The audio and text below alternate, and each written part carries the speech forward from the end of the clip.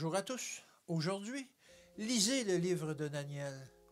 Dieu accorda à ces 4 jeunes gens de la science, de l'intelligence, dans toutes les lettres et de la sagesse. Et Daniel expliquait toutes les visions et tous les songes. Daniel 1 au verset 17. La lumière que Daniel reçut directement de Dieu lui fut donnée tout particulièrement pour ses derniers jours. Les visions qu'il eut près de l'Ulaï et de l'Hidékel, les grands fleuves de Shinéar, sont en voie d'accomplissement et tous les événements prédits vont bientôt survenir. Considérez dans quelles circonstances se trouvait la nation juive lorsque les prophètes de Daniel furent donnés.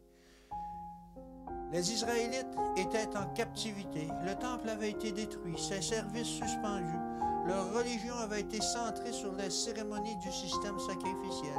Les formes extérieures avaient pris toute l'importance et ils avaient perdu l'esprit du véritable culte.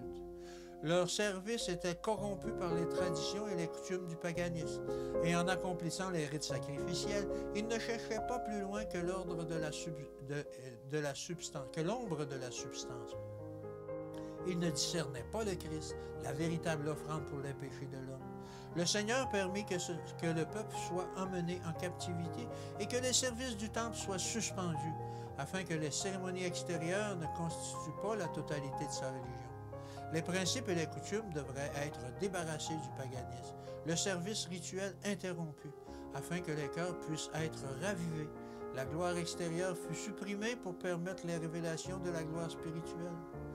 Dans le pays de la captivité, le Seigneur se manifesta à son peuple qui revenait à lui dans la repentance. Il lui manquait la manifestation extérieure de sa présence, mais les lumineux rayons du soleil et de justice brillaient dans les esprits et dans les cœurs. Quand les Hébreux en appelèrent à Dieu dans leurs humiliations et leur détresse, des visions furent données aux prophètes, dévoilant des événements à venir. Le renversement des oppresseurs du peuple de Dieu, la venue du Rédempteur et l'établissement du royaume éternel. Daniel avait des amis et une œuvre particulière leur avait été confiée.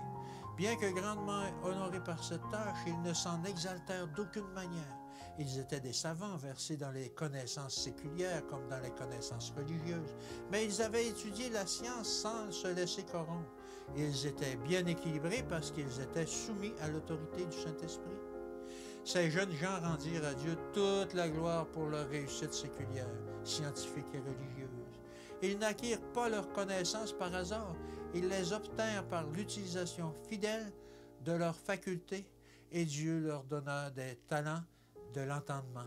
Et ils comprirent toutes ces prophéties. Que Dieu vous garde et qu'il vous bénisse et je vous dis à demain.